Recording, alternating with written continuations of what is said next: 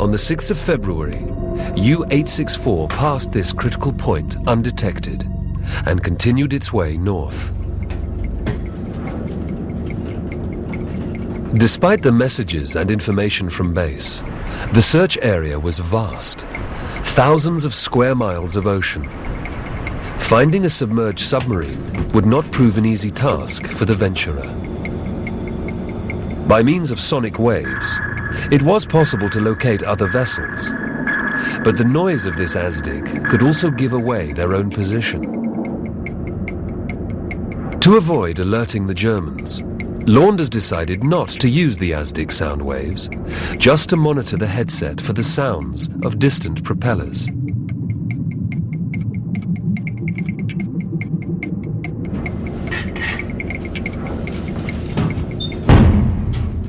February the 8th, 5:20 a.m.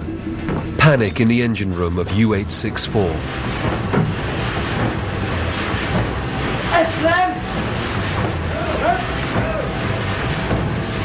Willie and his fellow mechanics were called to try and repair the damage. But it was soon clear one of the engines had a serious problem. Wir haben ein Problem. Entweder mit dem Zylinder oder mit dem Kompressor. Kriegen das nicht auf.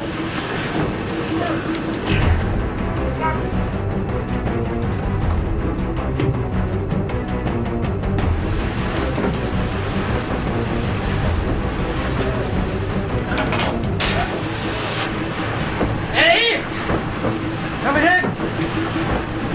Der Steuerbord ist er! Er ist ausgefallen! Wir können ihn hier nicht mehr reparieren!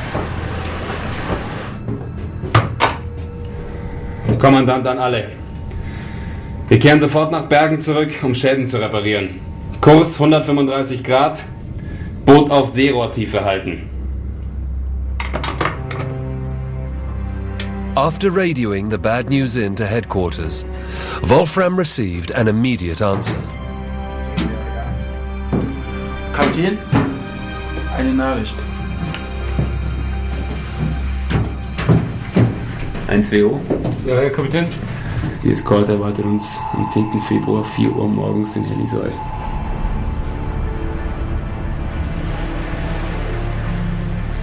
Near Fedje, the research vessel Geobay scans the bottom of the sea with its sonar.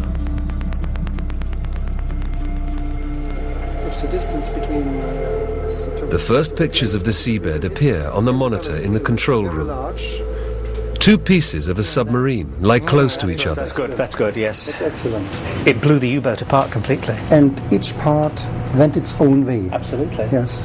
And I can't understand at the moment that we shall find the bow in a distance to the aft of about 40 meters. It's a long way away, and it's been turned round, hasn't it? You can see it's been turned round. Yes.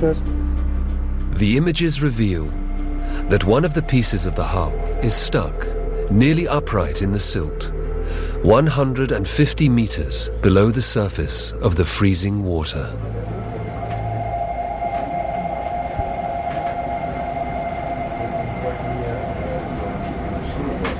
February the 9th, 1945. On board the Venturer, the ASDIC man was carefully monitoring for nearby vessels by hydrophone. Suddenly, at 9:23 in the morning, he reported a new sound, a different tone. John Watson was the officer on watch. Diesel off the starboard bow! Off periscope! I could not see what was causing this noise.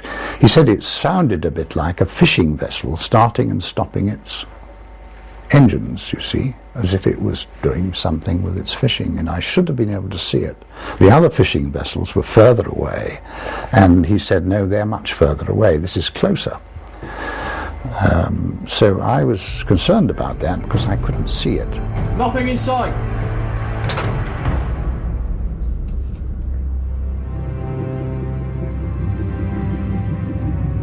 On his way back to Helisoy, Captain Wolfram was worrying about the engine noise. As he well knew, making noise underwater could be fatal. Ellie? Kapitän. Wie weit sind wir mit dem Generator zu hören? Sehr weit, Kapitän. Sehen Sie hier. Das ist unsere Position und in diesem Umkreis sind wir zu hören.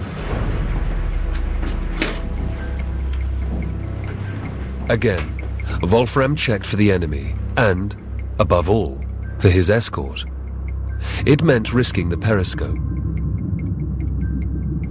John Watson's watch ended at 10 a.m. Lost contact, sir. His replacement was First Lieutenant Andy Chalmers. What's going on? Pursuing noise to the north, seeing every other ASDIC contact. This one definitely suspicious. Very good, I have the watch. Up periscope. He noted that, but he had to keep a sharp eye on the fishing vessels that we were moving towards. And he also kept a sharp eye on the bearing where the noise had been.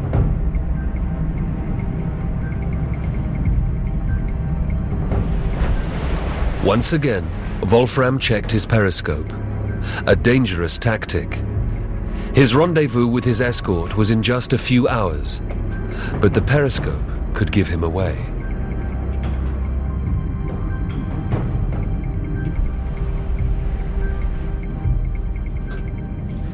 Nothing in sight. ASDIC report. Regain contact. Green 10. Possible diesel engine. The noise started to get louder when he was on watch and started to travel across ahead of us. Up periscope. Look for the target. Briefly, in the distance, Chalmers sighted a thin mast. Mast in sight, bearing 340. Captain to the control room. Captain to the control room. Mast in sight, sir. Range 4,000 yards. I have control of the submarine. Action stations.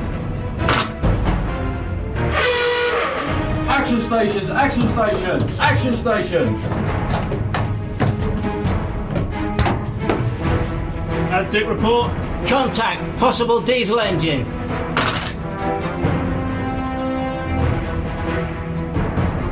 And we all realised that we were dealing with a submerged U-boat.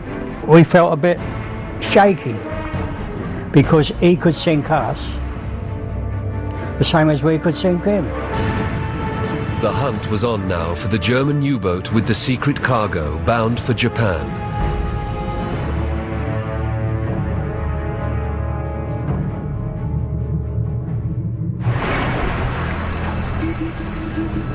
On board the Geobay, Lauenstein is discussing another item on the cargo list with the Norwegian crew. Because if this wreck really is U-864, it has 60 tons of mercury in 1,857 flasks on board. An ecological time bomb, the real reason for the Norwegian team's search mission. It depends on it. I think it's important that something is done about it as quickly as possible. I think the problem really is that here we have a war grave below us, but equally it's a war grave that could bite back. Geobay has the latest state-of-the-art tools on board. It is equipped with a huge remote-operated vehicle, or ROV. Its onboard cameras will help resolve the wreck's identity. Slowly, the ROV is lowered into the water and begins its 150-meter descent towards the wreck. Picture is frozen. The scientists monitor the screens in the control room.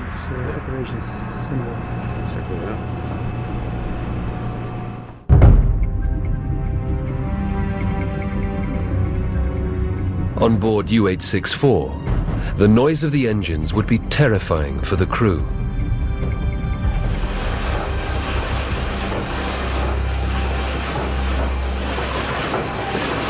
Even the scientists on board couldn't fail to notice that something had to be wrong. Das hört doch nicht in Ordnung hier.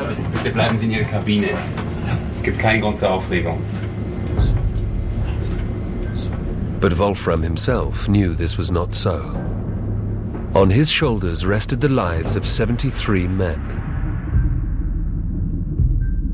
Meanwhile, Watson and Launders were following every move of the unknown U-boat. The hunt was on, and it was clearly not the usual prey. It was unbelievable because normally we go to action stations